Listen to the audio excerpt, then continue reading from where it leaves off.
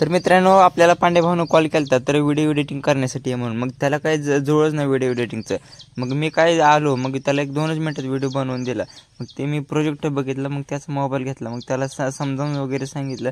तर मग ते माझ्याकडे बघतच होता कसं कसं व्हिडिओ करायचं, एडिटिंग करायचं. मग काय नाही, मग पुन्हा राजवीला वगैरे टॅबवर गेम लावून दिले. मग ते पण खेळत बसले. मग पुन्हा भाऊजी म्हणलं आपण गायची धार झाली का मग आपण आटपाडीचा राजा बघून येऊया. मग काय नाही, आम्ही गेलो सगळं स्वच्छ होऊन आटपाडीचा राजा वगैरे बघायला. मग काय नाही, ते गेलो फोटो व्हिडिओ सगळ्यांचे काढले.